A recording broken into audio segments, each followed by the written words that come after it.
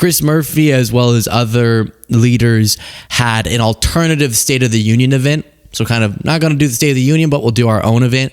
And as Chris Murphy was speaking, you had a Trump supporting heckler come up. The heckler immediately was ripped off the stage. But if you're going to run on stage to heckle someone, okay, and scream, "Go Trump," as Chris Murphy is telling a very powerful story about the person standing next to him, maybe just make sure that the crack in between your two butt cheeks is not viewable. Because that's what happened with this Trump supporter. Was he runs up stage, and as he's getting ripped off stage, you can see he has a plumber crack. Is that what it's called? Yeah. Let me play this for you. You see what I mean. Not one more dime for the Department of Homeland Security until they start following the law in this country. Farishte came to this country over a decade ago, coming to the United States from a refugee camp. She told me just off stage that this is the moment. This is the reason that she came here to the United States, to speak truth to power, to explain the trials and tribulations that every immigrant, that every refugee goes through to get here, and to press this country to... They stuck in the border! Go Trump! Go Trump! Hey, Thanks, man. Thanks, buddy.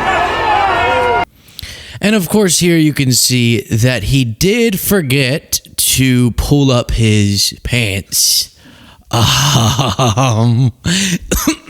before he ran on stage, which is like, oof. That's just a big, this is your moment. You're heckling. This clip is going to go viral. You're being a meanie pants. And then your pants are down. And no one needs that. I mean, you're literally an ass.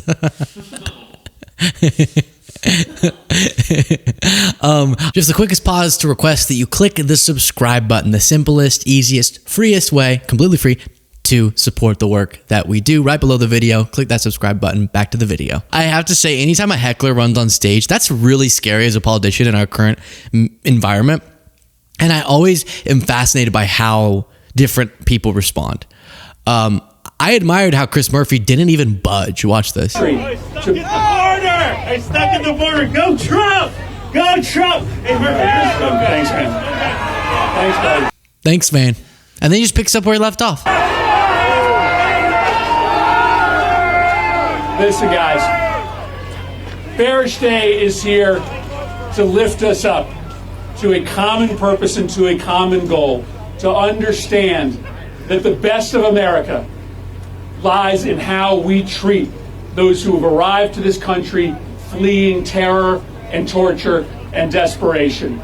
We have work to do, guys. We have a mission that we need to complete. Get here and to press this country to...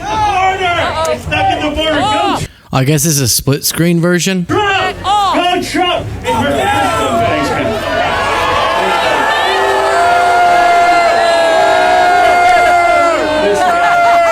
Yeah, so people were laughing too because I think they saw the little boom. You know what confused me? I didn't notice that initially, but then the Mediaite article about this had this phrase. And I was like, what? So it was out. It was out.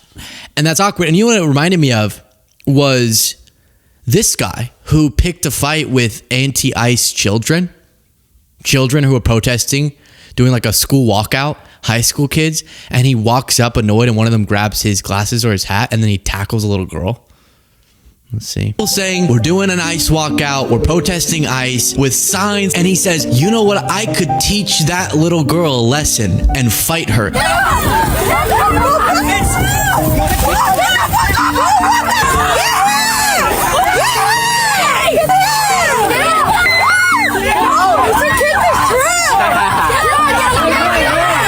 Don't you ever pick a fight with a little girl as a grown man. And if you do and you lose, you never go in public again. Ever. This is a Similar vibe here. If your big moment is you storming the stage and your butt comes out, you just go ahead and never go in public again.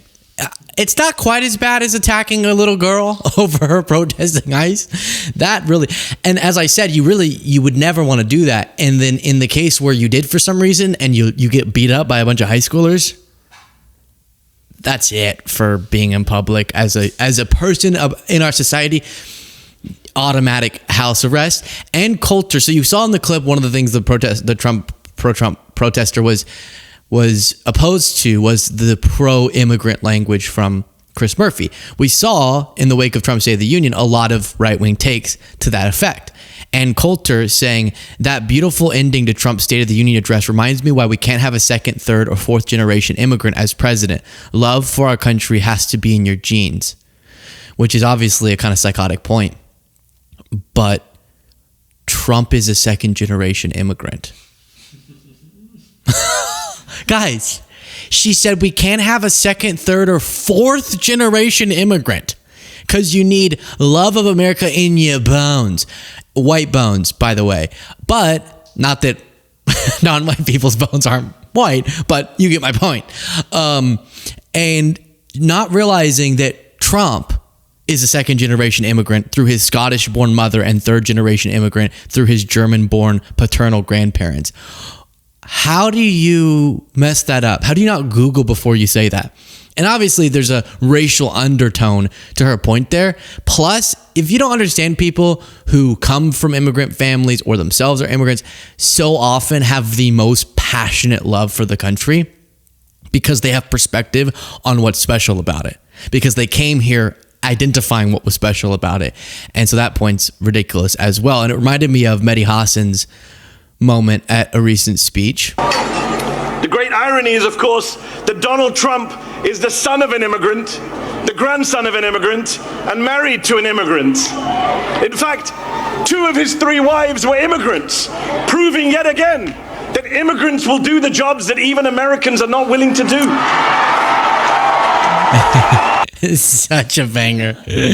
Such an absolutely brutal banger. So there's that. And then to address a little bit more of Ann Coulter's point, we've kind of swung now in a different direction, but something the Republican Party has done for a while, which is try to frame their party as the exclusive home of patriotism. And then in her case, she proves how unpatriotic she is by poo-pooing on a very American idea, coming here, loving our principles, and then becoming a part of the country is quintessentially American. So she's undermining her own patriotism, but she's also exhibiting a Republican talking point that they've tried out for a long time, which is, if you're not with us, you're not patriotic. And it's an interesting thing to be saying in the era of Trump, where so many of the values that previously and still globally people would point to as the American identity and the American values, Trump has completely degraded, namely our democratic institutions and principles of free speech and constitutional ideas. And so in that context, for them to be chirping about how we're not the patriotic ones is quite laughable.